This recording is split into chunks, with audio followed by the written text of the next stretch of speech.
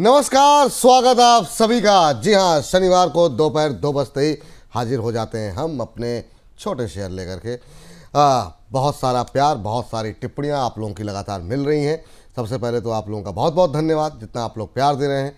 और बीते हफ्ते का जो हमारा कार्यक्रम था वो उतना ज़्यादा लोगों ने नहीं देखा, और जब कम लोगों ने देखा तो भी मतलब 58-59 हज़ार लोगों ने देखा उसको। लेकिन आप लोगों से यही निवेदन रहेगा कि जितना ज़्यादा हो सके इस कार्यक्रम को और लोगों तक पहुंचाइए। कोशिश ये करेंगे ज़्यादा से ज़्यादा आप लोगों की जो टिप्पणियां रही हैं, जो सवाल रहे हैं, उनको शामिल करें। तो आगाज़ करते हैं आज के कार्यक्रम का। लेकिन सबसे पहले हमारे जो विशेष मेहमान हैं रचित जी, उनको स्क्रीन पर लेकर के आते हैं। तो रचित सर, लगातार जो है मुझे लगता है कि 18-20 हफ्ते के आसपास का समय हो गया और लगातार जो है हम लोगों को दर्शकों की तरफ से प्यार मिल रहा है। लेकिन ये हफ्ता थोड़ा सा मैंने देखा कि लोगों की अब थोड़ा सा फ्रस्ट्रेशन बढ़ रही है, ख़ास तौर से जो मिड कैप स्मॉल कैप नहीं चल रहे हैं। तो वो उस पर मैं चाहूँगा कि उसके एक छोटी सी टिप्पणी के साथ शुरुआत की जाए कि लोग थोड़ा धैर्य बनाए रखें। क्या कुछ कहना चाहेंगे? बहुत सारे पावर नहीं चला, रेलवे में थोड़ा सा सूनापन है, तो लोग अब धैर्य जो है थोड़ा सा खो रहे हैं। बहुत लोग 1.5 साल से वेट कर रहे हैं, जो उन्होंने हमारे कहने पर तो नहीं खरीदा, लेकिन है उनके पास 1.5 साल, पौने 2 साल। जी सर। सर देखिए, एक बेसिक बात कर लेता हूँ। आप देखिए 2024 से लेकर 2026 तक आप आ रहे हैं। इंडेक्स ने मेंटेन तो कर लिया, बट कोई नया लेवल्स को टच करने में बहुत सक्षम नहीं रहा। इसे कहते हैं सर टाइम वाइज करेक्शन। एक लॉन्ग टर्म बुल रन में ना, ऐसे आपको 6 से 8 क्वार्टर का टाइम देखने को मिल जाता है। ये एक बेसिक इकोनॉमिक कंसेप्ट है। पहली बात हो गई ये। अब इंडेक्स को मैनेजमेंट किया डीआईआईज ने, एफआईआईज ने करी कंटिन्यूसली सेलिंग। तो डीआईआईज का पैसा सिर्फ वहीं गया जहां पे एफआईआईज ने मेजर सेलिंग करी, जो कि ब्लू चिप स्टॉक्स थे।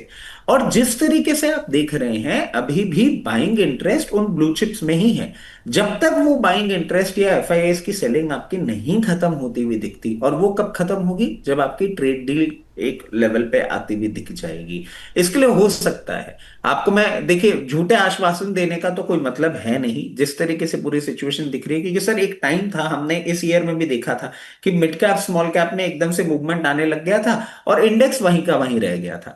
इंडेक्स एक लेवल पे कहीं जाके स्टेबल हो जाए, 26,500, 26,800, जहां भी एक स्टेबल होता है। और एफआईएस की तरफ से एक बार जो प्रेशर है ना कंटिन्यूसली, जो कि हम देख रहे हैं कि अक्टूबर नवंबर से हम कंटिन्यूसली, उसके पहले से भी कंटिन्यूसली हम देख रहे हैं कि सेलिंग प्रेशर चले ही जा रहा है। जब तक वो नहीं आपका कूल ऑफ होता, तब तक वो सिचुएशन आपकी प्रॉब्लम बनी रहेगी। मगर मैं एक चीज आपको जरूर कहूंगा कि 1-1.5 साल से आप होल्ड कर रहे हैं, बहुत पास आ गया है वो समय। अब आपके स्टॉक्स में भी एक मूवमेंट आने वाला हो सकता है, 1 क्वार्टर 2 क्वार्टर के अंदर अंदर, क्योंकि 6 क्वार्टर हमने निकाल दिए, 2 क्वार्टर आप और निकाल दीजिए। ठीक। उसके बाद आपको एक स्टेबल अपमूव आता हुआ दिखेगा। अब ये समय नहीं होगा कि इस समय आप इस इन स्टॉक्स में से निकलें। और सर ऐसी बात नहीं है कि सारे ही अंडर परफॉर्म कर रहे हैं, नहीं, कुछ कुछ सारे नहीं, अच्छे। बहुत सारे हैं, उसमें हम लोग बात करेंगे।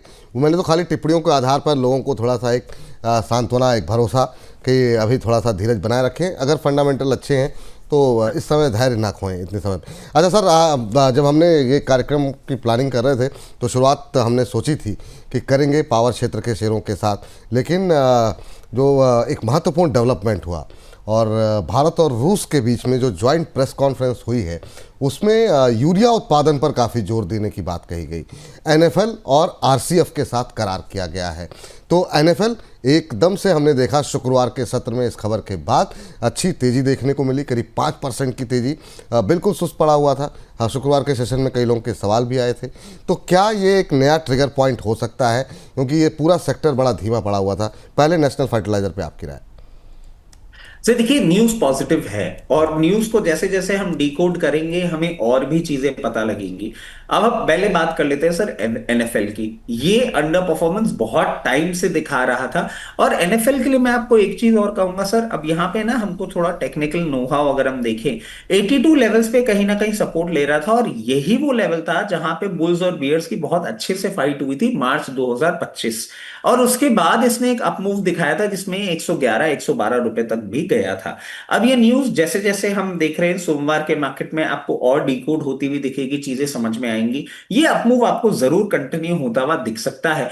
कहीं छोटा आपको 92 रुपीज के लेवल पे एक बार रेजिस्टेंस आता हुआ दिख सकता है, बट जैसे कि करार हुआ है और आगे चीज आपको बढ़ते हुए दिखेगी, मैं समझता हूं बहुत जल्दी आपको कंफर्टेबली 102 और 102 के सस्टेन करने के बाद 112 के levels in quarters to come देखने को मिल सकता है।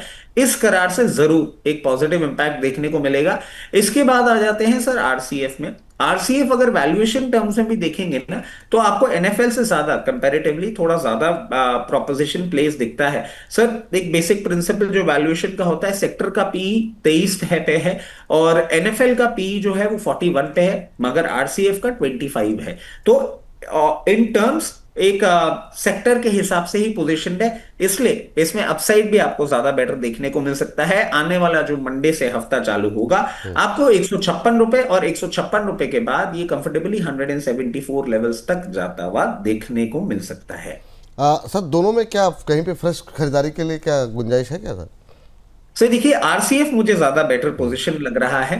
मंडे ओपनिंग को अगर आरसीएफ आपको कहीं भी 138 से 144 की रेंज में या अगर गैप अप भी देता है तो 148 तक की रेंज में भी दिखता है। आरसीएफ मुझे ज्यादा बेटर प्रोपोजिशन लगता है in comparison with NFL. NFL में मैं अभी एंट्री नहीं बोलूंगा, आरसीएफ में जरूर बोल सकता हूं। चलिए, दोनों ही शेयर जो है फ्राइडे के सेशन में करीब 5% की तेज़ी दोनों में देखने को मिली। नेशनल फर्टिलाइज़र में जैसे ही खबर आई उसके बाद शानदार मोमेंटम, करीब 5.5% का मोमेंटम, आरसीएफ में 6% के आसपास का मोमेंटम यहाँ पर देखने को मिला। तो दोनों ही शेयर जो है अच्छे मोमेंटम में आते हुए दिखाई दे रहे हैं। तो यहाँ पर आपकी नज़रें यहाँ पर होनी चाहिए और इस डील का असर जो है वो आगे भी देखने को मिल सकता है। चलिए, तो यहाँ पर क्लोजिंग करते करते भी हम कोशिश करेंगे एक नज़र जो है इन शेयरों के ऊपर डाल लें। लेकिन सर वापस आते हैं जरा पावर को लेकर के, जरा फटाफट बात कर लेते हैं। पावर में दो पे बहुत ज़्यादा लोगों की टेंशन और सवाल हैं। पहला तो एसजेवीएन में अब क्या करें? जैसा कि हम लोगों ने शुरू में कार्यक्रम में कहा कि ये भी धैर्य की परीक्षा काफ़ी ले रहा है। फ्राइडे के सेशन में करीब 2% की गिरावट देखने को मिली, नहीं चला। तमाम कोशिशों के बावजूद ये इसमें दबाव बना हुआ है लगातार। पिछले एक महीने में भी 14% करेक्ट हो गया। क्या टिप्पणी रहेगी सर एसजेवीएन को लेकर के? सर देखिए पहले एसजेवीएन की हम बात कर लेते हैं। और सर आप इसको देखेंगे ना, पूरा पावर सेक्टर अंडर परफॉर्म कर रहा है। अब इसमें अकेले हम एसजेवीएन को अगर देखते हैं तो ऐसा लगता है कि नहीं, थोड़ा सा हम अनकंफर्टेबल बातें कर रहे हैं कि सर जो लीडर स्टॉक्स है ना, आप वो देखेंगे वो भी सही तरीके से परफॉर्म नहीं कर रहे हैं, क्योंकि कहीं ना कहीं पीक पावर कंजम्पशन वाली सिचुएशन में हम समझ में भी नहीं पहुंच पाए और अभी भी हम पीक पावर कंजम्पशन पे पूरी तरीके से नहीं पहुंच पा रहे हैं। पावर में आने वाले दिनों में कोई रिवर्सल मुझे नहीं दिख रहा। और एसजीवीएन और एनएचपीसी पे हमने पहले भी सर एक टिप्पणी करी थी कि अभी फॉर द टाइम बीइंग बहुत ज्यादा अट्रैक्टिव नहीं लगते कि कोई immediate bounce back they they. But हाँ, एक चीज मैं आपको जरूर ऐड करना चाहूंगा सर, एसजीवीएन जो शुक्रवार के करेक्शन के बाद आपको जिन लेवल्स पे मिल रहा है, वो लेवल्स ही इसके बहुत स्ट्रॉन्ग सपोर्ट के आसपास है। और यहां से इसने सर पहले भी अगर आप देखेंगे ना, मैं पहले का मतलब बहुत दूर चला जाता हूं, सितंबर 2023 अक्टूबर 2023 की अगर आप बात करें, इन लेवल से ही इसने एक रिवर्सल दिखाया था और फिर इसने एक अपवर्ड जर्नी अपनी चालू करी थी। अब मैं समझता हूं कि ये कहीं ना कहीं यहीं से एक बार वापस स्ट्रेंथ लेगा। एक रिवर्सल जरूर दिखाना चाहिए जो कि 82 लेवल्स तक आपको ले जाते हुए दिखा सकता है और 82 के बाद अगर सस्टेन करेगा तो आपको 102 रुपए तक के लेवल से भी लेके जाएगा। बट बहुत जल्दी नहीं होने वाला है, इतना हाई बीटा काउंटर नहीं है, थोड़ा टाइम जरूर लेगा। मगर मैं समझता हूं अपने बहुत लंबे समय के एक बहुत स्ट्रॉन्ग सपोर्ट के आसपास ये ट्रेड करता हुआ आपको दिख रहा है। इसी के एवज में अगर एनएचपीसी देखें, एनएचपीसी अभी उन सपोर्ट्स के पास नहीं है। एनएचपीसी जिस तरीके से चल रहा है, थोड़ा सा डाउनसाइड आपको और देखने को मिल सकता है। कहीं भी 74 रुपए 60 पैसे, 74 रुपए 80 पैसे के आसपास ये आपको सपोर्ट लेता हुआ दिख सकता है। और एक एक्सट्रीम मार्केट में वॉलेटिलिटी अगर आ जाती है तो मैक्सिमम 72 रुपए तक का डाउनसाइड इसमें आपको देखने को मिल सकता है। और उसके बाद आपको एक रिवर्सल ये जरूर दिखाएगा, क्योंकि इसने हिस्टोरिकली पहले भी दिखा चुका है। और वो रिवर्सल आपको 85 रुपीज तक लेके जा सकता है और 85 के ऊपर सस्टेन करेगा तो 96 रुपीज तक का लेवल दिखा सकता है। 3 फिगर में अभी ये दोनों ही नहीं आने वाले हैं। और अगर आप फ्रेश खरीदारी की राय की बात करते हैं तो मैं कहूंगा आप एनएचपीसी में थोड़ा सा टाइम दे सकते हैं। एसजीवीएन करंट लेवल्स पे अट्रैक्टिव लगता है, बट अगर टाइम हो, अगर धैर्य हो तो ही पोजीशन बनाएं, अन्यथा रहने दें। धैर्य हो तभी आइए, अदरवाइज रहने दीजिए। अगली कंपनी की ज़रा बात कर लेते हैं सर, पावर की ही, जिस पर काफ़ी बातचीत हम लोगों ने की है, वो है जेपी पावर। जेपी पावर को लेकर के और चलता है, थमता है, रुकता है, फिर खबरें नहीं आती हैं। इसके साथ समस्या ये, खबरें आनी बंद हो जाती हैं। तो अभी क्या करें सर? जेपी पावर फिर से आ गया वही लेवल जहाँ से चले थे हम, 17-18 रुपए के आसपास, 18-19 के आसपास। क्या करना चाहिए सर? ये 18-19 का लेवल भी क्या कंफर्टेबल है नई बाइंग के लिए, जो लोग चूक गए हैं या खरीदना चाह रहे हैं? सर जेपी पावर की ना बिल्कुल वो वाली सिचुएशन हो गई है। मतलब अब तो वो होता नहीं है, बट पहले क्या होता था सर, बचपन में शादी हो जाती थी ना, तो उसके बाद शादी जरूर हो जाती थी, बट बहू घर आती थी गौना कराने के बाद, और वो एक थोड़ा टाइम बाद होता था। सर बिल्कुल सेम सिचुएशन पे जेपी पावर, शादी तो हो चुकी है, अब सर एनसीएलटी और इन सब से एक क्लियरेंस आना बाकी है, जो कि at the very face of it लगता है आ जाएगा। आपने ले रखा है, आप बिल्कुल अपनी पोजीशन बना के रखें, कोई प्रॉब्लम वाली बात मुझे नहीं लगती at the very face of it. अगर नहीं ले रखा है तो फिर आपको कहीं भी 18 रुपए 40 पैसे, 18 रुपए के लेवल पे मिले, वहां पे अपनी पोजीशन बनाएं। इसका अपमूव आपको जरूर देखने को मिलेगा। सबसे पहला लेवल इसमें जो निकल के आता है वो आता है 22 रुपए 80 पैसे, और उसके ऊपर सस्टेन करेगा तो 28 रुपए तक के लेवल्स आपको दिखाने का दमखम रखता है। प्रॉब्लम वाली कोई बात नहीं, बट हाँ सर वही वाली बात है, न्यूज कब आए उसके बाद आएगा मूवमेंट। जैसे ही न्यूज आती है फिर सब लोगों का इंटरेस्ट जाग जाता है, बट मैं कहूंगा जब इंटरेस्ट नहीं होना, जब न्यूज नहीं हो, तब अगर पोजीशन बनाएंगे तो आने वाले समय में बेटर रिटर्न आप कैप्चर कर पाएंगे। वरना न्यूज के बाद आप 20 रुपए 21 रुपए या 19 रुपए या ऑड लेवल्स पे अपनी पोजीशन बनाते हैं और फिर कूल ऑफ कर जाता है, तो आपको लगता है फंस गए। नहीं, इन लेवल्स पे बनाएं और अपसाइड का वेट करें, इसमें बहुत सारा डेवलपमेंट आपको जरूर देखने को मिल सकता है। चलिए, ये बात यहाँ पर निकल के आई है जेपी पावर को लेकर के। तो पावर की चूँकि बातचीत चल रही है, तो पावर को लेकर के एक से दो शेयर जिस पर हमारे पास क्वेरीज रहती हैं, वो आपको ही पता है, हमको ही पता है। एक तो हम बात कर लेते हैं फटाफट सुजलॉन को लेकर के। इस बार सुजलॉन का नंबर जो है हमारे कार्यक्रम में काफ़ी पहले आ गया। तो सुजलॉन में सर कुछ हो तो रहा नहीं है क्या ही किया जाए, देखते देखते फिर से 50 पे आ गए, बताइए। और लग नहीं रहा था इस बार कि 50 तक आएगा, जब लोग कह रहे थे कि नहीं फिर से 52-53 के लेवल देखने को मिलेंगे। पर सर क्या ही बोला अब जाए। मैं जी सर, जी। अब मैंने एक गलती तो कर दी है। और मैंने गलती क्या करी है सर, जैसे ही आपने सुजलॉन की बात करी और आपने जिस तरीके से कहा ना कुछ हो तो रहा नहीं है, मेरी उस पर हंसी छूट गई। मेरे को पक्की बात पता है। अब सर उन वो लोगों को पिछली दुख बार जरूर लोगों ने होता है। कहा भी कि मतलब यहाँ हमारी मतलब जो है जान निकली जा रही है, आपको हंसी आ रही है। जी सर। बट मैं एक चीज बताता हूँ सर, मतलब ये मैं इसलिए नहीं कह रहा हूँ, आप कभी बोलेंगे ना तो मैं अपना वो भी शेयर कर सकता हूँ सर। मेरी खुद की भी पोजीशन है, इसको आप एक डिस्क्लेमर भी मान के चले, मेरी खुद की भी पोजीशन है। तो आप ये ना सोचें कि आप फंसे, मैं भी हूं इसमें। बट हाँ, एक फर्क सिर्फ इतना सा है, आप सोचते हैं आप फंसे हुए हैं, मैं सोचता हूं मैं इन्वेस्टेड हूं। और सर बहुत क्लियर बात है, हमने इन रिजल्ट्स में पूरी क्लियर केस सिचुएशन बनती हुई देखी कि रिजल्ट्स तो इंप्रूव हो रहे हैं। अब ये अंडर परफॉर्मेंस क्यों कर रहा है सर, वही बात निकल के सामने आती है कि इस पे सप्लाई केस बन रहा है। अब जिस तरीके से इसने ये मूवमेंट किया है, मुझे तो लग रहा है सर सप्लाई भी थोड़ा सा नीचे शिफ्ट होता जा रहा है। जिन लोगों ने नई पोजीशन बनाई है, मत बनाइए, नहीं चल रहा स्टॉक। लेट्स बी ऑनेस्ट, हम कुछ भी बोल दें, कुछ भी सोच लें, अगर स्टॉक नहीं चल रहा है फिर मैं आपको बोलूं कि नहीं चलेगा ही चलेगा, आप पोजीशन बना ले। जिन लोगों ने नहीं बनाई है, मत बनाइए। अब करना क्या है, जिन लोगों ने बना रखी है, आप मान लीजिए कि आपके पास नहीं है धैर्य, तो आपको कहीं भी पहला लेवल दिखा सकता है 56, और 56 के बाद 60-61 लेवल्स, आप वहां पे निकल जाइए। अब जो फ्रेश एंट्री की बात कर रहे हैं, उनको मैं बहुत क्लियर केस बोल देता हूं। अगर आप में पेशेंस है तो करंट लेवल्स पे भी बनाइए, अगर पेशेंस नहीं है तो इसमें पोजीशन सिर्फ तब बनाइएगा जब 61 रुपए के ऊपर एक क्लोजिंग करे, क्योंकि उसके बाद आपको हायर लेवल्स पर जाता हुआ दिखेगा। The stock is not performing, the company is good, but अगर प्राइस नहीं परफॉर्म कर रही तो फिर हम भी एक्चुअली कुछ इस पे कर नहीं सकते। हायर लेवल्स पे सप्लाई है, बट ये मत सोचिएगा कंपनी फंडामेंटली खराब है। रिजल्ट्स ने हमको बहुत क्लियर केस दिखाया था कि कंपनी में अभी भी बहुत जान बाकी है। हम्म। तो 61 रुपए के ऊपर जाने के जब निकल जाए तब नई बाइंग करने की सलाह है। लक्ष्य क्या यहाँ पर रखना चाहिए जो लोग 61 के, हालांकि कभी तो 61 पहुँच जाए पहले वही देखना होगा, लेकिन हाँ सर क्या टारगेट क्या रखें? फिर और सर देखिए, हाँ ये बात सही है कि अब 61 तोड़ना ही इसके लिए एक नया सपना वाली बात हो गई। ये सर 10th बोर्ड का वो स्टूडेंट बन गया जो 3 बार फेल हो चुका है। तो अब पास तो क्या ही होगा, परसेंटेज क्या होगा वो एक देखने वाली बात होगी, बट 61 रुपए क्लोज करेगा। उसके बाद आपको इमिडिएटली सबसे पहला लेवल देखने को मिल सकता है 70 रुपए, और 70 रुपए के ऊपर सस्टेन करेगा तो 82 से 84, और ये मीडियम टू लॉन्ग टर्म के टारगेट्स हैं। नियर टर्म में कुछ नहीं होने वाला है, अकॉर्डिंगली अपनी पोजिशन बनाएंगे। चल ठीक है, ये बात हो गई सुजलॉन को लेकर के।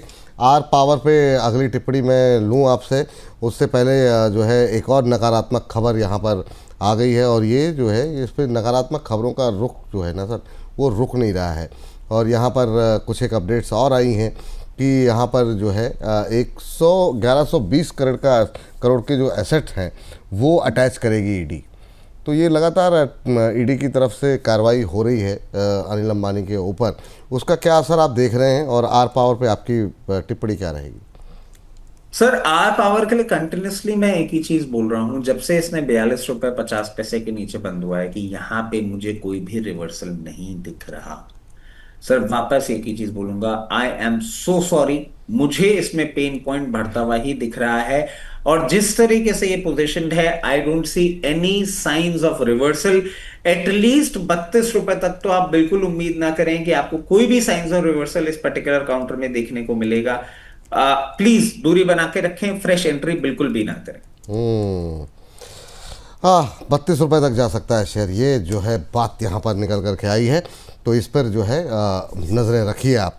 अच्छा, आगे बढ़ते हैं, और अगली एक जो टिप्पणी मैं आपसे जानना चाह रहा था कि अभी जो हमने देखा कि फ्राइडे को जो मुलाकात हुई पुतिन साहब की और सर की, तो अभी हम लोग चूँकि पावर की ही बात कर रहे हैं, क्लीन एनर्जी को लेकर के सर एक टाई अप हुआ है, तो कहाँ पे नज़रें रखनी चाहिए? और दूसरा, 2030 तक भारत के साथ जो आपस के जो ट्रेड हैं वो 10,000 करोड़ डॉलर तक पहुंचाने की बात की गई है। तो एक तो हेल्थ में काफ़ी सारे डेवलपमेंट हुए हैं, फर्टिलाइज़र पे हमने बात कर ली, यूरिया के उत्पादन को लेकर के दोनों लोग काफ़ी जो है बातचीत हुई है। जो ट्रेड होगा 96% ट्रेड जो है वो घरेलू करेंसी में होगा, यानी कि रशिया की और भारत की। तो ये कई सारे डेवलपमेंट्स हैं। एक छोटी 30 सेकंड की टिप्पणी, ताकि जो लोग शनिवार को हमारा कार्यक्रम जो लोग देख रहे हैं उनको भी एक आइडिया लग जाए कि क्या किस तरीके से देख रहे हैं आप इसे। और डिफेंस को लेके कोई बात अभी तक सामने नहीं आई है, अगर आएगी तो फिर हम लोग मंडे फिर से डिस्कस कर लेंगे। जी सर। सर देखिए, बहुत बेसिक बात है, हम जब खाने की बात करते हैं ना, तो पहले वो बोलते हैं ना 5 कोर्स मील 7 कोर्स मील, पहले आता है सूप, स्टार्टर आता है, फिर आपका मेन कोर्स आता है, फिर आता है डेजर्ट, ऐसे करके पूरा स्प्रेड होता है। सर डिफेंस आपका डेजर्ट है, आराम से वेट करिए, बिकॉज डिफेंस इज इनएविटेबल। मतलब अगर रशिया इंडिया की बात हो रही है, सर हमने देखा है, जनरेशन से हम देखते आ रहे हैं, डिफेंस का हमेशा एक बहुत स्ट्रॉन्ग सपोर्ट रहा है। तो मैं सर कहता हूं डिफेंस में तो कोई भी प्रॉब्लम वाली बात नहीं है। डिफेंस का अनाउंसमेंट जरूर संडे तो को आ जाए, मंडे को आ जाए, हमें डिफेंस में अनाउंसमेंट देखने को मिलेगा। सर मगर मैं आपको बार बार एक ही चीज कह रहा हूं, मुझे डर एक ही बात का देखने को मिल रहा है। फ्राइडे के शो में भी कहा था कि पहले तो आप फॉर्च्यूनर में बैठ के चले गए, ठीक है, अब आप जो सबसे बड़ा ट्रम्प साहब का डर है, आप डॉलर को जिस तरीके से ऑफसेट करते हुए वो अपने सेटलमेंट की ट्रेड की बात कर रहे हैं, वो और कर रहे हैं।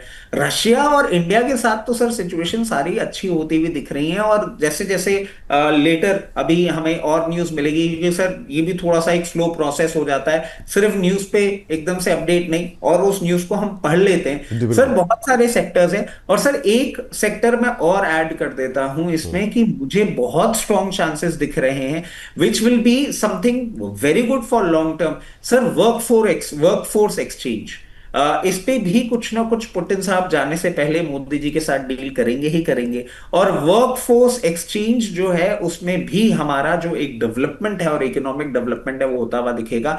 तो मेनी थिंग्स इन स्टोर्स, अभी देखिए संडे तक क्या सिचुएशन बनती है, फिर आगे और क्लैरिटी आएगी। ठीक है सर, इस पर और ज़्यादा डिटेल में हम लोग सोमवार को जो है आपसे डिस्कशन जो है वो डिटेल में करेंगे। चलिए आगे बढ़ते हैं, और आगे के कुछ एक शेयरों पे सर एक और महत्वपूर्ण डेवलपमेंट रहा फ्राइडे के सेशन में, जो रेट कट की बात हुई। तो इसके बाद हम सीधे जो है पावर पे के बाद जो है बैंकों पे चले जाते हैं, और बैंकों पे काफ़ी, क्या ये एक नई एनर्जी, नई जान फूंक सकता है। पीएसयू बैंकों के खास तौर से, जो कि 200 250 के आसपास हैं। काफ़ी लोगों के सवाल रहते हैं, आपकी टिप्पणी क्या रहेगी? कैनरा बैंक थोड़ा ठंडा पड़ता हुआ दिखाई दे रहा था, फिर जान आ गई और 1-8% बढ़ कर के ही बंद हुआ फ्राइडे के सेशन में। इस रेट कट का किस तरीके से देख रहे हैं? दूसरा, जो 1 लाख करोड़ रुपए की बात बॉन्ड जारी करने की कही गई है, उसको कैसे देख रहे हैं? और कैनरा बैंक से शुरुआत करना चाहेंगे। सर देखिए, कैनरा बैंक में हाई लेवल से हमने थोड़ा सा अंडर परफॉर्मेंस देखा था, और सर पूरे पीएसयू स्पेस में देखा था। उसके पीछे का एक कारण था, हमारे फाइनेंस मिनिस्टर का जो स्टेटमेंट आया था कि पीएसयू बैंक में जो डाइवेस्टमेंट है वो उस तरीके से नहीं अभी होता हुआ दिखेगा, और बहुत सारी चीजें डेवलप होती हुई दिखेंगी। अब सर इस केस में क्या होता है कि आपको देखने वाली बात यह है कि कैनरा बैंक में ना, मेरे को लगता है बिल्कुल आपको हायर लेवल्स देखने को मिलेंगे, बट जिन लोगों ने पोजीशन नहीं बनाई है वो लोअर लेवल पे अभी अपनी पोजीशन हंटिंग के लिए कोशिश करिएगा, क्योंकि ये बात सही है कि रेट कट हमें पूरी तरीके से आने वाले समय में एक अच्छा लिक्विडिटी भी देगा, और जो इन्होंने बॉन्ड बाइंग की बात करी है उससे हमें ओवरऑल कैपिटल मार्केट और कैपेक्स जो एक लॉन्ग ओवरड्यू था वो भी आता हुआ दिखेगा।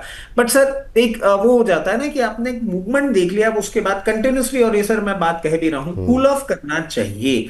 जिस तरीके से कैनरा बैंक प्लेस्ड है, आने वाले समय में आपको 142 और एक्सट्रीम लेवल्स पे 138 के लेवल्स भी देखने को मिल सकते हैं। जिनके पास मीडियम टू लॉन्ग टर्म और लोअर लेवल पे पोजीशन बनी हुई है, जब हमने कहा था उस लेवल्स पे पोजीशन है, आपको तो विचलित होने की कोई भी जरूरत नहीं है। जो फ्रेश पोजीशन बनाने की बात कर रहे हैं, कहीं भी 138 140 के रेंज में मिले वहां पोजीशन बनाइएगा। जिनके पास पोजीशन है वो बिल्कुल बनाए रखें। आपको बहुत नियर टर्म में तो 154 और मेंटेन होता है तो 164 से 68 की रेंज भी आती हुई दिख सकती है, कोई विचलित होने वाली बात नहीं है। और सर यही वो कारण है, जिस तरीके से आपने एक पूरा क्रैकडाउन देखा था पीएसयू बैंक्स में, हम हमेशा कहते हैं लोअर लेवल्स पे आप पोजीशन बनाते हैं ना, पार्शियल प्रॉफिट जरूर बुक करते रहा करिए। ठीक है सर। सर कैनरा बैंक में आपने कहा 138 के आसपास नहीं बाइंग कर सकते हैं, पीएनबी में क्या करंट लेवल पे भी कर सकते हैं? इस पर आप लगातार बुलिश भी रहे हैं, लगातार हम लोगों की बातचीत होती रही, अभी भी क्या, खास तौर से अब तो रेट कट भी हो गया, तो क्या पीएनबी में फ्रेश बाई कर सकते हैं? 120-121 वहीं पे खड़ा है सर।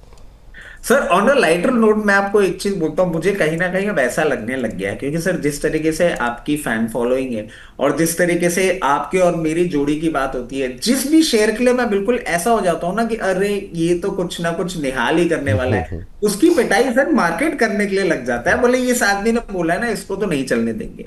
अब पीएनबी और कैनरा बैंक में सर यही डिफरेंस है। अब ये डिफरेंस इसके लिए एडवांटेज भी है। क्यों एडवांटेज है सर? पीएनबी हमने लोअर लेवल से आपको बोला, बट हमारे लोअर लेवल से कोई बहुत ज्यादा चला भी नहीं, तो इसमें कोई टूटने की ऑब्जेक्टिव, मतलब वो ऑब्जेक्टिव भी नहीं बनता। कैनरा बैंक तो आप देखिए किस तरीके से चलता चला गया। पीएनबी हम 98 100 102 रुपए बोलते थे, बेचारा खींचतान करके 128 रुपए तक गया था, अब 120 रुपए पे है। मुझे नहीं लगता इसमें कोई बहुत ज्यादा डाउन साइड है। मैं समझता हूं ठीक है, एक हायर लेवल्स पे 124 127 28 रुपए के लेवल से कूल ऑफ कर रहा है, बट वापस ये स्ट्रेंथ गार्नर कर लेगा 114 से 116 रुपए के लेवल पे, फ्रेश पोजीशन वही। क्योंकि देखिए ऐसी बात तो है नहीं कि निर्मला सीतारमन जो हमारी फाइनेंस मिनिस्टर है, उन्होंने किसी एक जी। पर्टिकुलर बैंक के लिए बोला, पूरी स्पेस के लिए बोला है, तो वो होगा फ्रेश एंट्री का पोजीशन। और जैसे ही मूवमेंट पीएनबी करता में है, फ्रेश एंट्री के लिए क्या बताया सर आपने? फिर 114 से 116 का लेवल। ठीक सर। और टारगेट क्या बता रहे हैं सर आप? टारगेट सर सबसे पहले 128 और उसके ऊपर सस्टेन करेगा तो 140। चलिए ठीक है, ये बात यहाँ पर निकल करके आई है। 128 रुपये तक के लक्ष्य जो है देखने को मिल सकता है। सर बैंक ऑफ बड़ौदा, हालांकि ये हमारे जो प्राइस बैंड हमने रखा हुआ है उससे ऊपर का है, लेकिन काफ़ी क्वेरीज भी हैं और मुझे लगता है कि दस्तूर ऐसा है, क्योंकि इतने बड़े लेवल पे बड़ा कदम हुआ है फ्राइडे को, तो हम बिल्कुल इसको जो है डिस्कशन में रखें। क्या टिप्पणी रहेगी आपकी बैंक ऑफ बड़ौदा को लेकर के? अच्छा मोमेंटम बनता हुआ दिखाई दिया था फ्राइडे के सेशन में। सर बैंक ऑफ बड़ौदा का मोमेंटम अच्छा है, और आप इसमें अभी भी एक चीज देखिए सर, 290 394 लेवल्स ऑड लेवल्स चल रहे हैं, बट आज भी बुक वैल्यू 307 रुपए की है। मतलब आप देखिए कि कितना वैल्यू हिडन है अभी भी इस पर्टिकुलर बैंक में। इसने एक अच्छा मूवमेंट किया है, और अच्छा मूवमेंट करने के मतलब और 304 रुपए के आसपास जाने के बाद थोड़ा सा कूल ऑफ कर रहा है।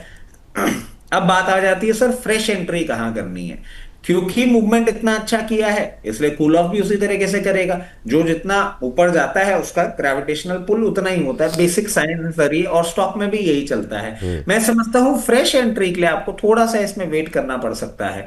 मेरी समझ से 272 रुपए से 280 रुपए की एक रेंज है जिसमें आपको फ्रेश बाइंग करनी चाहिए। अभी यहां पे आपको कुछ भी नहीं करना चाहिए। लोअर लेवल पे अगर आपने ले रखा है और कहीं ना कहीं आप इसमें से फंड पुल आउट करना चाह रहे हैं तो पार्शियल प्रॉफिट भी बुक कर सकते हैं। अभी इसमें और अप मूव मैं नहीं देखता। एक बार ये सपोर्ट लेगा 272, 74, 76, 80 किसी भी लेवल पे, उसके बाद वापस अपनी अपवर्ड जर्नी चालू करेगा। और अब जब अपवर्ड जर्नी चालू करेगा 310 रुपए से 316 रुपए का लेवल सबसे पहले आपको देखने को मिल सकता है। ठीक। अच्छा, जिन पे हमने बात कर ली वो ठीक है, बहुत सारों पे नहीं बात हो पाएगी, टाइम नहीं है। लेकिन जैसे कर्नाटका बैंक है, काफ़ी अच्छा प्रदर्शन फ्राइडे के सेशन में रहा। Indian bank, bank of India, यहाँ कोई ऐसी जगह जिस पे आपकी नज़र पड़ी हो और आपको लगा हो कि ये बैंक भी जिस पे बातचीत होनी चाहिए, तो आप कर सकते हैं अगर आप टिप्पणी करना चाहें तो किसी पर। सर देखिए इंडियन बैंक अभी जैसे आपने बताया, और इंडियन बैंक ना सर बहुत ज्यादा अच्छा मूव करके चला गया था।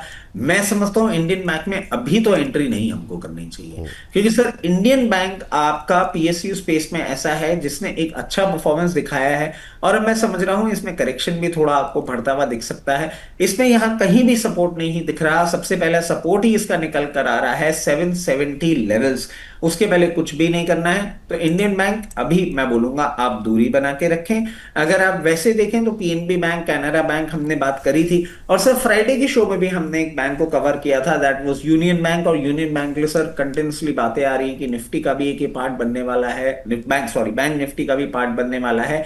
फ्रेश फंड इन्फ्यूजन आपको होता हुआ दिख सकता है। फ्राइडे की क्लोजिंग अराउंड 154 153 लेवल्स पे हुई थी। आपको कहीं भी 148 रुपए के आसपास मिले वहां पे आप इसमें पोजीशन बना सकते हैं। रिवर्सल जैसे ही वहां से दिखाएगा, सबसे पहला लेवल आपको ये दिखाएगा 164, सॉरी सबसे पहला लेवल आपको दिखाएगा 156, और फिर 168 तक के भी लेवल्स आपको बहुत नियर टर्म में दिखाने का दमखम रखता है। पहला लक्ष्य क्या होता है आपने? 156?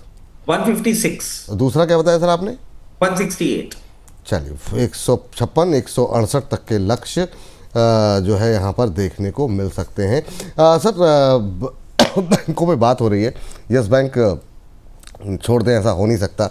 यस बैंक पे क्या राय रहेगी? और यस बैंक पे सर एक नया ट्रिगर जैसे आपने यूनियन बैंक का बताया, अब ये बैंक निफ्टी का होने जा रहा है पार्ट। ये ठीक है, मतलब अब बहुत सारे फंडामेंटल्स बदलते हुए दिखाई दे रहे हैं, लेकिन इसमें ऊर्जा क्यों नहीं आ रही है, ये मेरे समझ में नहीं आ रहा है। सप्लाई इतनी क्यों आ रही है? रेट कट हो गया, ये पॉजिटिव। जापान के बैंक ने हिस्सा खरीदा, ये पॉजिटिव। और कितनी बड़ी रेजिस्टेंस ये 23 के आसपास है जो ये तोड़ नहीं पा रहा है। क्या टिप्पणी रहेगी आपकी यस बैंक को लेके? अभी क्या करें?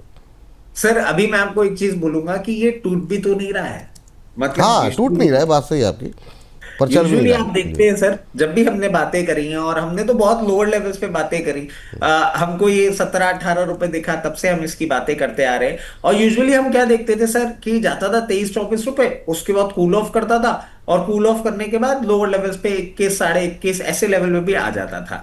अब इतने सारे डेवलपमेंट हो रहे हैं, और आप इसमें एक चीज और नोटिस करिएगा सर, होता क्या है जब आप एक इंडाइसिस के पार्ट बनते हैं ना, आपके पास इनहेरिट फंड फ्लो आता है। मतलब वो बैंक निफ्टी के जितने स्टॉक्स है, जितने भी म्यूचुअल फंड्स हैं, जितने भी आपके इंडेक्स फंड्स हैं, उनको फिर ना आपके अंदर अपना फंड इक्वली पार्क करना ही पड़ेगा। तो सर इसके अंदर तो फंड आना लाजमी है ही, इसमें कोई परेशानी वाली बात नहीं दिख रही है। करंट लेवल से भी अट्रैक्टिव लग रहा है, जैसे ही चाल चलेगा। अभी तो मैं बहुत आपको नियर टर्म के लिए बोल देता हूं 24 रुपए तक के लेवल्स, उसके बाद 28 रुपए के लेवल। और जैसे जैसे ये न्यूज पूरी ब्रू होगी, जैसे जैसे पूरा एक डेवलपमेंट आएगा, क्योंकि फिर होता क्या ना सर, आप एक इंडेक्स के पार्ट बन जाते हैं तो इंडेक्स के मूवमेंट में भी आपका एक हिस्सा, एक अधिकार बनता हुआ दिखता है। उसको जब ये इन्फ्यूज करता हुआ दिखेगा तो आपको 30-34 ऐसे लेवल्स तक भी जाता हुआ दिखेगा, कोई भी परेशानी वाली बात नहीं है। चलिए, ये बात तो हो गई यस बैंक को और लेकर इसमें के। एक और चीज ऐड कर देता हूं सर, अब ट्रेंड नहीं आए ना, इसको एज एन अपॉर्चुनिटी यूज भी कर सकते हैं। चलिए ठीक है सर। चलिए, जो रेट कट हुआ सर, उसका एक दूसरा असर जो है वो पड़ता है ऑटो के ऊपर। ऑटो की बात अगर हम करें तो ऑटो एंसिलरी पे और संवर्धना मदरसन पे आप पिछली बार आपने कहा था कि ये जो है आपका मल्टी बैगर स्टॉक के बारे में आपने जिक्र किया था, इसको शामिल किया था उस कैटेगरी में। अभी संवर्धना मदरसन में क्या करें? हो सकता है बहुत लोग इस कार्यक्रम को पहली बार देख रहे हो, नए नए दर्शक जुड़ते रहते हैं, 116, 117 ये भाव कैसा लग रहा है आपको? नई एंट्री के लिए भी आपकी टिप्पणी क्या रहेगी सर? सर ये बहुत अट्रैक्टिव लग रहा है, अनडाउटेड बात है जिस तरीके से, क्योंकि सर इसमें एक और चीज मैं ऐड कर देता हूं। आप देखिए इसने अपना एक अच्छा हाई ब्रीच करके ना मेंटेन भी किया है, वरना हमने हमेशा सर मदरसन पे क्या देखा है, एक मूवमेंट करता है, ऊपर के साइड में जाता है, फिर कूल ऑफ करता है और वहां से एक अच्छा करेक्शन दिखाता है, फिर वहां टाइम स्पेंड करता है और अकॉर्डिंगली फिर ऊपर निकलता है। मेरी समझ से कोई प्रॉब्लम वाली बात नहीं है। आप करंट लेवल्स पे पोजीशन बना सकते हैं और एक्सट्रीम मार्केट वॉलेटिलिटी में अगर आपको ये 113 रुपए तक भी आता हुआ दिखता है तो भी कोई भी प्रॉब्लम नहीं है। मेरी समझ से ये रिवर्सल देगा। बस सर एक डेंट जो बाकी सेक्टर्स के लिए थोड़ा ठीक होता हुआ दिख सकता है, रशिया और इंडिया की जो करीबी है वो मेरे को थोड़ा सा इसमें डरा रही है कि कहीं ऐसा ना हो जाए, क्योंकि हम जानते हैं सर ट्रम्प साहब किस किस्म के हैं और वो क्या क्या सोच सकते हैं। मुझे बस वही चीज थोड़ी सी डरा रही है, क्योंकि हमने जब कवरेज किया था तो रशिया इंडिया के बहुत सारे इंडिया यूएस ट्रेड डील के बहुत सारे ऐसे स्टॉक्स थे जो मूव कर रहे थे। बस ये एक डर है कि ऐसा ना हो जाए कि ट्रम्प साहब आए मंडे को बोलें कि इन दोनों ने तो कुछ ज्यादा ही अपनी यारी दोस्ती निभा ली, अब मैं कुछ आके नेगेटिव स्टेटमेंट देता हूं। वो थोड़ा सा एक लैगार्ड है, और वो लैगार्ड अगर ट्रिगर भी होगा ना तो मैं आपको कहूंगा कोई बहुत ज्यादा आपको डरने की जरूरत नहीं है, क्योंकि अब जिस तरीके से ये पोजीशन हो गया है 104 रुपए, मतलब एक्सट्रीम नेगेटिविटी भी आती है तो 104 रुपए के आसपास बहुत स्ट्रॉन्ग सपोर्ट है। तो अकॉर्डिंगली आप देखिएगा, क्योंकि अब ये रशिया की जो करीब होना हुआ है ना वो मुझे थोड़ा सा डरा रहा है। अब क्या करते हैं ट्रम्प साहब मंडे को देखने वाली बात है। उसके बाद आप अगर यहाँ पे पोजीशन बनाते हैं तो बहुत कंफर्टेबली आप अपनी पोजीशन के साथ सस्टेन करिएगा। 124 एक सिर्फ टेक्निकल लेवल है, मैं समझता हूं आपको 134 के लेवल्स भी दिखा सकता है और 134 के बाद 148 तक के भी लेवल्स दिखाने का दमखम ही काउंटर रखता है। चल ये बात है, और ये जो लेवल्स हैं ये अभी शॉर्ट टर्म के लिए आपको दिए गए हैं। मल्टी बैगर के जो आइडियाज़ है वो आपको पिछला एपिसोड देखना पड़ेगा। सर इसकी जो सब्सिडरी कंपनी है 45 रुपये वाली वायरिंग वाली, उस पर रिव्यू दे दीजिए, काफ़ी लोगों को जानना चाहेंगे। क्या टिप्पणी रहेगी सर आपकी?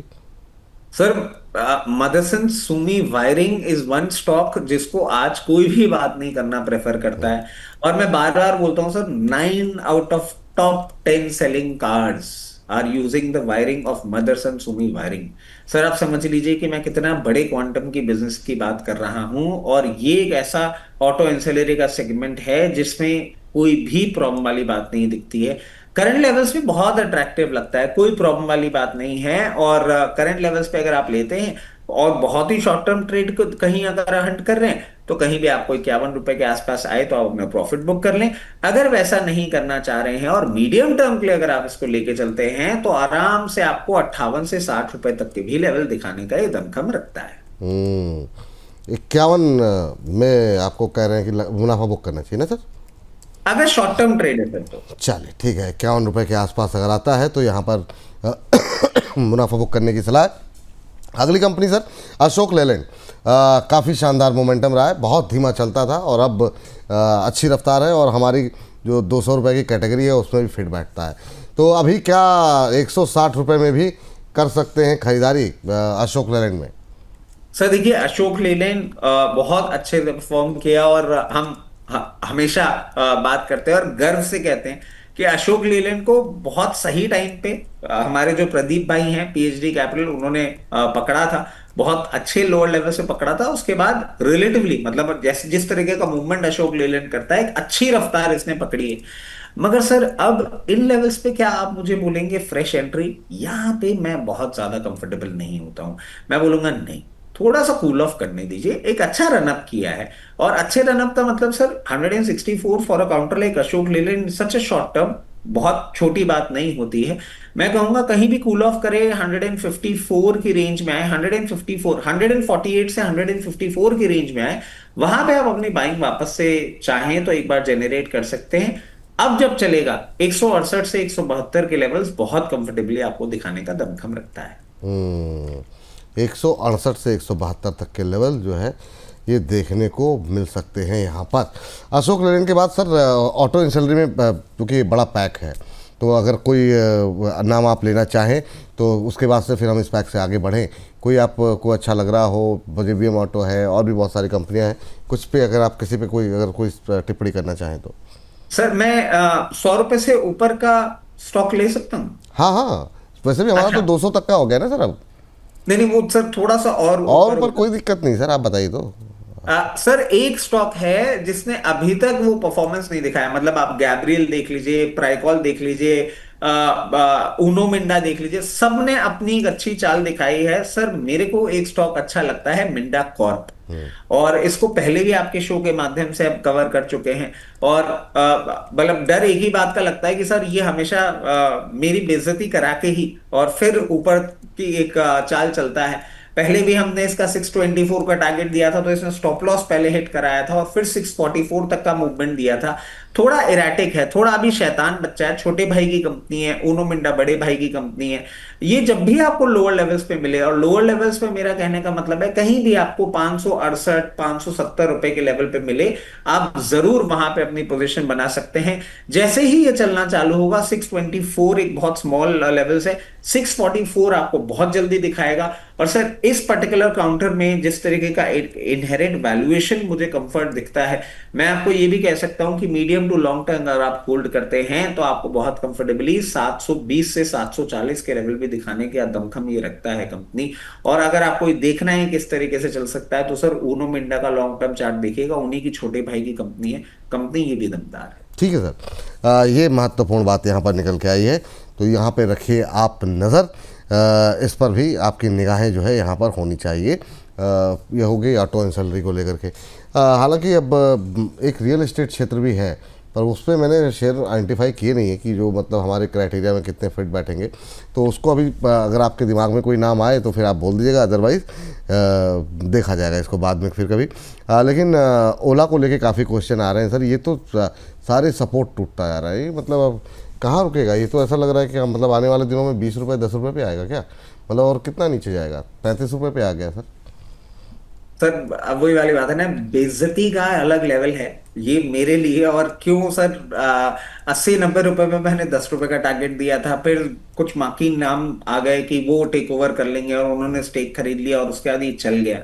सर कंटिन्यूसली आप देखिए, अगर हमारे दर्शक छोटे से रुचि छलांग ये उठा के देखेंगे तो क्लियरली मैंने एक चीज कही थी कि स्टॉप लॉस के साथ पोजीशन रखिएगा, फंडामेंटली कुछ भी इस कंपनी में अच्छा नहीं दिखता। और अब तो सर आप देखिए, मतलब एथर एनर्जी, हीरो का भी जो इलेक्ट्रिक डिवीजन है वो जिस तरीके से परफॉर्म कर रहा है, ये धीरे धीरे खत्म ही हो रहा है।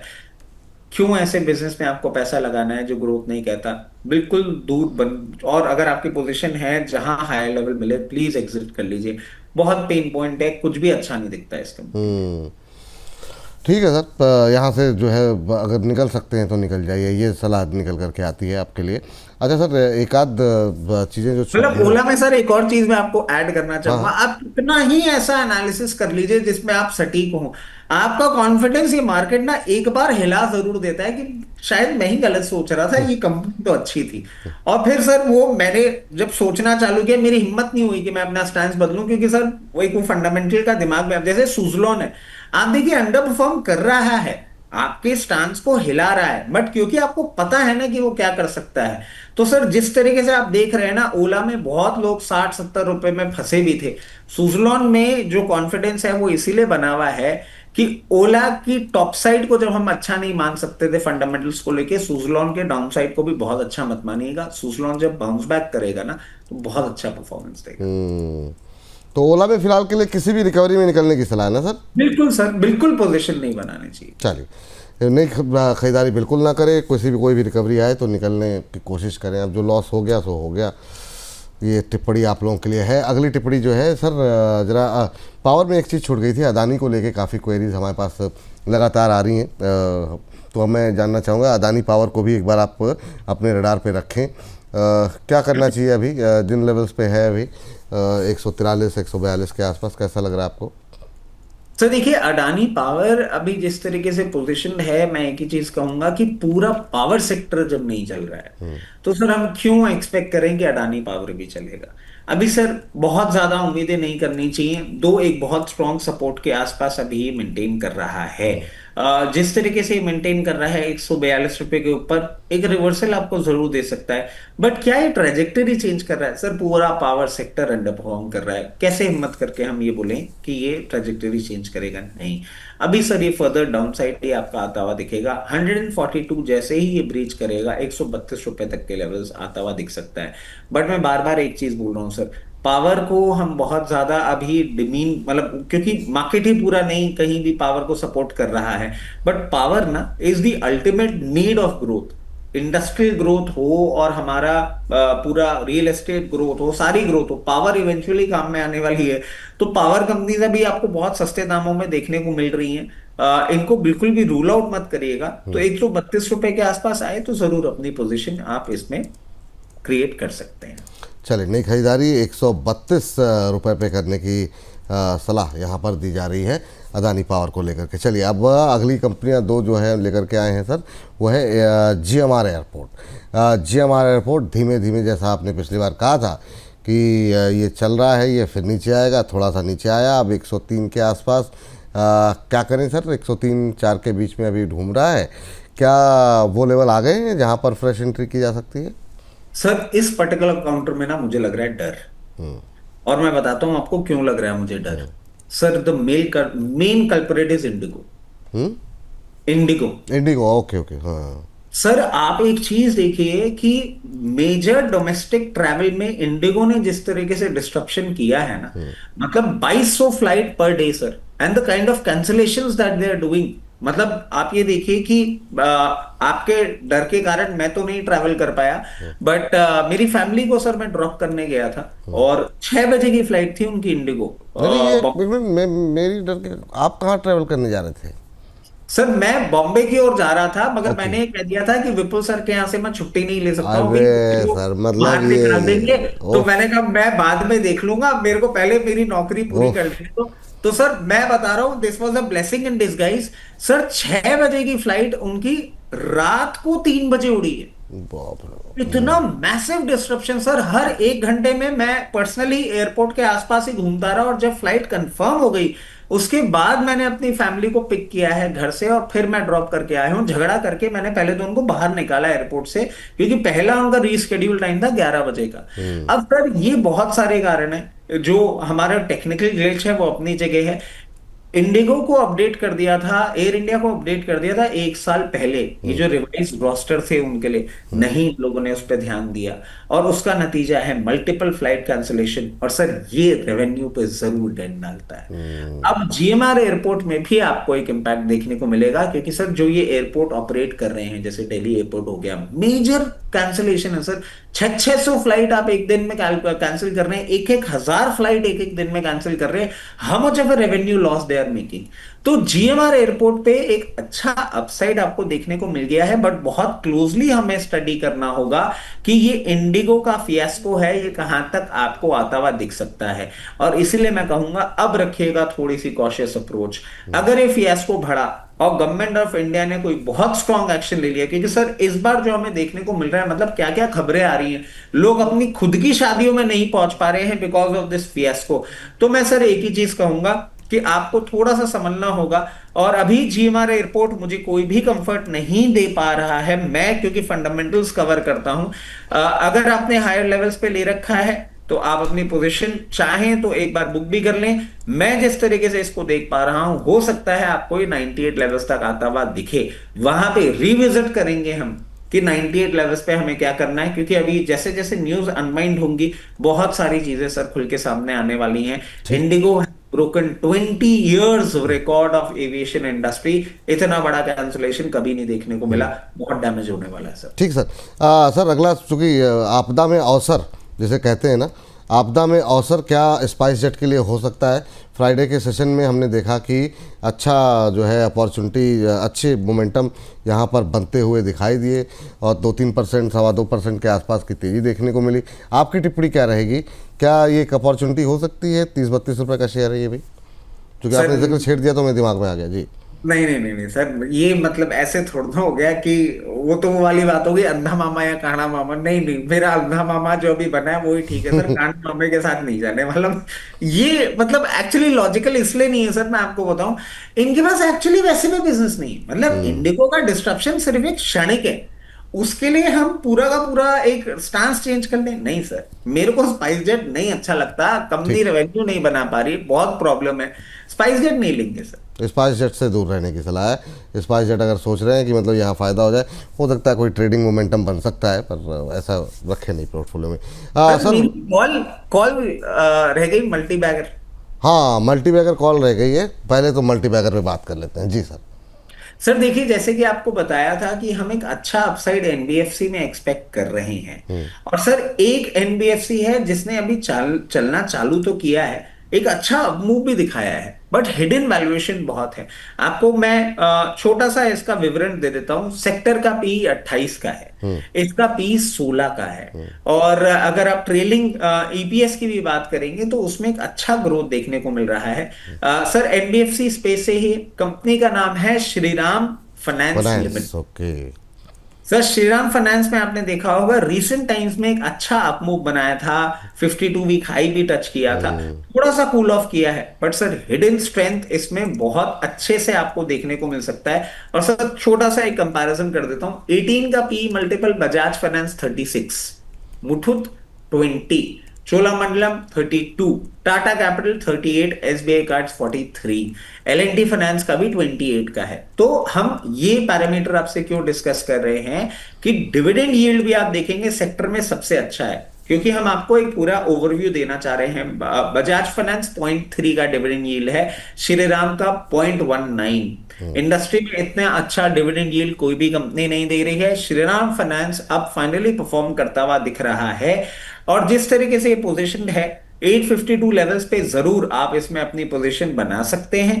मुझे नहीं लगता कि अभी इसमें कोई डाउनसाइड आता हुआ आपको देखने को मिल सकता है, मगर अगर आता भी है तो आपको एक स्टॉप लॉस भी सुझा दिया जाता है जो कि निकल के आता है, थोड़ा डीप है, बट उसी हिसाब से अगर आपको टारगेट्स भी दिए जाएंगे, 780 रुपए का होगा पहला स्टॉप लॉस, सॉरी 780 का होगा स्टॉप लॉस, पहला नहीं, 780 के नीचे क्लोजिंग करेगा हम निकल जाएंगे, 852 में पोजीशन बनाएंगे। सबसे पहला टारगेट जो हमारे लिए बहुत नियर टर्म में निकलता हुआ दिख रहा है वो क्योंकि बहुत लोग ऐसे भी हो सकते हैं जो बहुत नियर टर्म में निकलना चाहें, उनके लिए होगा 924 रुपए का।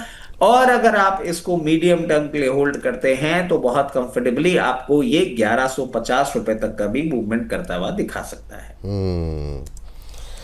ये बात यहाँ पर श्रीराम फाइनेंस में 780 रुपये का स्टॉप लॉस, टारगेट 1100, एक बार स्क्रीन पर दिखा दीजिए श्रीराम फाइनेंस को, और यहाँ पे खरीदारी करने की सलाह है। आज का मल्टी बैगर स्टॉक निकल करके आया है श्रीराम फाइनेंस फ्राइडे के सेशन में करीब 2.3% 2.5% के आसपास की मजबूती के साथ कामकाज करता हुआ दिखाई दिया था। तो यहाँ पर 1100 रुपये तक के लक्ष्य देखने को मिल सकते हैं। करंट भाव पर भी खरीद सकते हैं ना सर?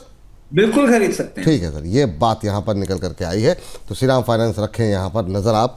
तो आज का multi bagger stock note down कर लीजिए, स्टॉप लॉस टारगेट, और ये 1 दिन 2 दिन 4 दिन के बाद आप 5 रुपये 10 रुपये या 1-2% अगर गिर जाए तो तुरंत पैनिक मत करिएगा कि इन्होंने दिया था, रचित जी ने लूटने आ गए, गिराने आ गए। ये थोड़ा फंडामेंटल स्टोरी है, धीरे धीरे पकेगी। 1100 तक के टारगेट, अगर आपके पास मीडियम टर्म का टाइम है तो आप पैसे लगाएं। क्यों सर, मैं गलत तो नहीं कह रहा हूँ? बिल्कुल सही बात है सर, मतलब ये समझने वाली बात है, ये आपकी एक मीडियम टर्म पोजिशनल कॉल है, ठीक। और यूजुअली इसमें ना हम वही निकाल के लेकर आते हैं जो आपको कंफर्टेबली होल्ड करने का हो।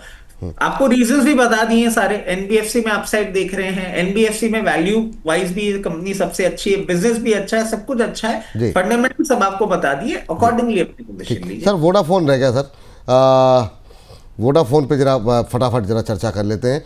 वोडाफोन पे सर कई सारे डेवलपमेंट्स, और सबसे बड़ा कि अगर जो है टेलीकॉम मिनिस्टर की तरफ से स्टेटमेंट आए कि साल के अंत तक जो है इनके रिवाइवल पर बातचीत होगी, या मैं वेट कर रहा हूँ उधर से रिक्वेस्ट आए, और वो एक बड़ा बूस्टअप हो सकता है। अब कितना आएगा, क्या प्लान बनेगा, वो एक बात की बात है, पर एक होप तो आ गई है कि ऐसा नहीं है कि सारी बातें हवा में हो रही हैं, कुछ तो चल रहा है।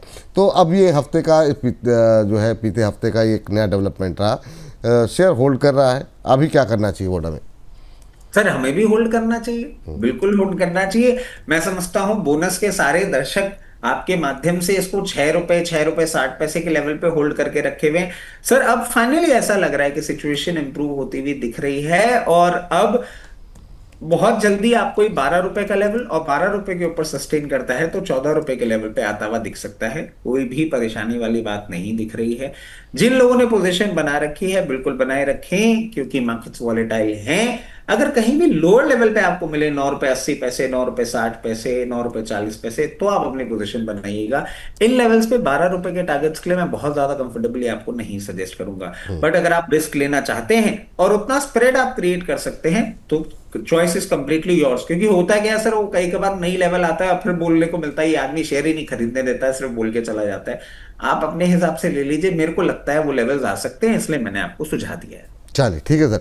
अच्छा, ये बात हो गई वोडाफोन को लेकर के। और एक सर, अगर समय हो तो आपके पास, तो ग्रो पे भी थोड़ी सी बात करना चाहेंगे कि अगर ग्रो पे ज़रा अगर आपकी टिप्पणी हो जाए। हालांकि आप बहुत ज़्यादा पॉजिटिव नहीं है, तो ग्रो के साथ अगर समय बचे आपके पास, तो ग्रो के साथ ये विशाल मेगा मार्ट और इसको लेकर के काफ़ी क्वेरीज थी, बजाज हाउसिंग फाइनेंस को लेके। बजाज हाउसिंग फाइनेंस काफ़ी टूटा है, कंपनी के एक बड़ा डेवलपमेंट रहा, प्रोमोटर कंपनी ने एग्जिट कर दिया। होल्ड बाय सेल भी बोल दीजिए तो भी हमारे दर्शकों के लिए थोड़ा सा एक राय आपकी कंप्लीट हो जाएगी। सर देखिए, सबसे पहले ले लेते हैं ग्रो को। ग्रो सर मुझे नहीं अच्छा लगता। और क्यों नहीं लगता सर, बहुत बार हम ये लेवल्स की बात कर चुके हैं कि आईपीओ में तो आपने लिया नहीं, अब आप इसमें दिमाग लगाए जा रहे हैं। सर मेरी समझ से ग्रो एक सही वैल्यूएशन अगर आप देखें, और जिस तरीके से हमने मार्केट पार्टिसिपेशन पूरा देखा है, 124 लेवल्स के आसपास आएगा, तो मैं इस पे फोकस करूंगा। मेरे को इन हाई वैल्यूएशंस पे ग्रो अच्छा नहीं लगता। मैं तो for the time being stay away, बहुत क्लियर केस करके रखा हुआ हूं। विशाल मेगा मार्ट आप देखें सर, जिस तरीके से पोजिशन है अभी, और 132 लेवल्स पे चल रहा है, थोड़ा सा अंडर परफॉर्मेंस अभी आपको इसका कंटिन्यूड होता हुआ दिख सकता है, क्योंकि सपोर्ट कहीं से नहीं आ रहा है। बट वापस बोलूंगा, it is down, it is not out. हो सकता है आपको आने वाले समय में ये एक बार 128 रुपए के आसपास भी आता हुआ दिखे, और वहां पे अगर सपोर्ट लेता है, उसके पहले कुछ नहीं, वहां पे अगर सपोर्ट लेता है उसके बाद आपको एक अपमूव आता हुआ दिखेगा, जो कि 140 रुपए तक जाता हुआ दिख सकता है। But for the time being कोई बहुत एक्साइटिंग चीज होती हुई नहीं दिखेगी। बजाज हाउसिंग फाइनेंस के लिए सर हमने बहुत टाइम से ये बात कर रहे थे कि इसमें आप लंबी अवधि के लिए ही होल्ड करें, दो हम नहीं एक्सपेक्ट कर रहे थे। वेरी फ्रैंकली मैं आपको बताऊं, मुझे नहीं लग रहा था कि ये 3 डिजिट को तोड़ेगा, बट तोड़ा है, और सेलिंग आई है। अभी फॉर द टाइम बीइंग ये एक टेपिड परफॉर्मेंस में ही रहेगा। बट अगर आपने इसको मीडियम टू लॉन्ग टर्म के लिए लिया था, तो आपको कोई भी विचलित होने की जरूरत नहीं है। अगर आप इसमें हायर लेवल पे ले रखे हैं, मान लीजिए 124 रुपए 130 रुपए के लेवल पे ले रखे हैं, तो यहां पे थोड़ा सा एवरेज करने की सिचुएशन पे आप अपने आप को समझ सकते हैं। अगर आप एक लॉन्ग टर्म स्टोरी के लिए पोजीशन बना रहे हैं, तो मैं कहूंगा यहां पे आप थोड़ी बहुत अपनी माइंड जरूर कर सकते हैं। मगर मैं एक चीज आपको बहुत क्लियरली बोल देता हूं, अभी कोई साइंस ऑफ रिवर्सल नहीं दिखा रहा है। जब तक अब ये स्टॉक 116 रुपए के ऊपर क्लोजिंग नहीं करेगा, तब तक कोई भी अपसाइड इसमें नहीं आता हुआ दिखेगा।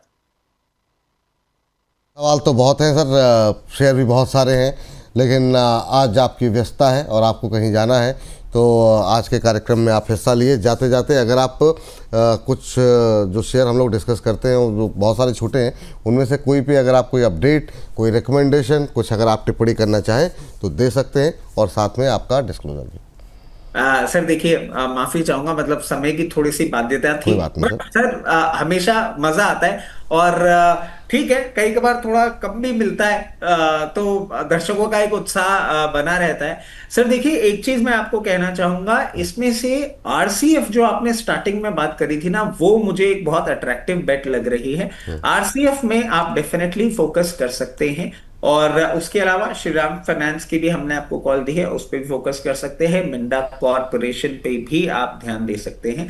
उसके साथ साथ सर जितने भी स्टॉक्स हमने आपके चैनल पर डिस्कस किए उसमें मेरी personal position, immediate family position और क्लाइंट पोजीशन हो सकती है। Investment in equity market are subject to market risk. Please consult your financial adviser before making any investment or taking any trade in any script that we have discussed on your channel. जितने भी stocks हमने आपके channel पर discuss किए हैं वो companies, उनके promoters, उनकी ग्रुप कंपनीज हमारे क्लाइंट हो सकते हैं। बहुत बहुत शुक्रिया, बहुत बहुत धन्यवाद आज की चर्चा में हिस्सा लेने के लिए और अपना महत्वपूर्ण समय देने के लिए। और रचित सर जा रहे हैं, लेकिन जाने से पहले बोल दें कि रचित सर के को अगर आप पसंद करते हैं, उनके प्रशंसक हैं, और तो अगर आपने अभी तक रजिस्ट्रेशन नहीं कराया तो 20 तारीख को हमारा 15 दिन बाद वेबिनार होने जा रहा है। फटाफट जरा स्क्रीन पर एक बार दिखा दीजिए, और अभी तक आपने रजिस्ट्रेशन नहीं किया है तो अवश्य रजिस्ट्रेशन कर लीजिए। और 15 दिन बाकी रह गए, तो 15 दिन के अंदर अंदर फटाफट कैसे चुने मल्टीबैगर शेयर, फंडामेंटल हो, टेक्निकल हो, कुछ भी आपको यहाँ पर मिल जाएगा। रजिस्ट्रेशन के लिए 999 रुपये की धनराशि है, स्कैन करिए और इस कार्यक्रम का हिस्सा बनिए। बहुत कुछ सीखने को मिलेगा, खास तौर से वो लोग जो अभी नए नए सीख रहे हैं, कुछ लोगों को अनुभव होगा तो वो उनके लिए भी बहुत कुछ होने वाला है। तो आप बनिए यहाँ पर, नए हो पुराने हो, सीखना जो है वो हमेशा बहुत आवश्यक है। तो बनते रहिए हमारे साथ, और बहुत बहुत शुक्रिया रचित सर आज की इस चर्चा में जुड़ने के लिए। और रचित जी आ रहे हैं मुंबई, आप भी मुंबई के आसपास हो तो आप लोग भी पहुंचिए मुंबई। सर कुछ कहना चाहेंगे सर आप ये अपने वेबिनार के बारे में जाते जाते? बिल्कुल, अभी देखिए जिस तरीके से हमने श्रीराम फाइनेंस, अब आप स्टॉक का मूवमेंट भी देखेंगे, आपको एक प्रॉपर हमने एक रीजनिंग दी है। उससे क्या होता है कि आप समझ जाते हैं कि आप एक गलत स्टॉक में नहीं जा रहे हैं। ओला में सारे दर्शक जानते हैं सर, मैं हमेशा से बोल रहा था बेकार शेयर है, बेकार शेयर है, और देखिए आप किस तरीके का अंडर परफॉर्मेंस रहा। आइडिया आपके पास एक क्लियर केस है। तो ऐसे मल्टी बैगर आइडियाज और कौन से स्टॉक से दूर रहना है वो भी अगर आपको सीखना समझना है तो ये वेबिनार जरूर ज्वाइन करिएगा। 20 तारीख को तो वेबिनार के द्वारा आपसे मिलेंगे, और फिजिकली मिलने के लिए मैं सबसे ये रिक्वेस्ट करूंगा, जितने भी दर्शक हैं जो हमें फोन कॉल्स पे इतनी अच्छी अच्छी बातें बताते हैं, प्लीज अगर आप बॉम्बे हैं तो आके मिलिएगा। और मैं तो आऊंगा ही आऊंगा, not to forget Vipul sir भी वहां देखने को मिलेंगे, और इनसे हम बहुत सारी चीज करवाने वाले हैं। चलिए, बहुत बहुत थैंक यू सर, बहुत बहुत धन्यवाद आपका आज की चर्चा में जुड़ने के लिए, धन्यवाद। तो आपको बता दें कि बहुत सारे हमारे स्पॉन्सर भी रहने वाले हैं मुंबई में। अगर आपने अभी तक मुंबई के आसपास अगर आप रह रहे हैं तो अवश्य जुड़िए हमारे साथ। हमारे जो टाइटल स्पॉन्सर्स हैं, हमारे साथ हमारे जो गोल्ड स्पॉन्सर हैं, उनके साथ जो है हम लोग जुड़ रहे हैं। आप लोग वहाँ पर पहुँचिए। अगर आप महाराष्ट्र के इर्द गिर्द रह रहे हैं और पहुँच सकते हैं वहाँ पर देश के किसी भी कोने से, तो अवश्य इस कार्यक्रम का हिस्सा बनिए। फिलहाल के लिए इतना ही, और मुझे इजाज़त दीजिए, नमस्कार।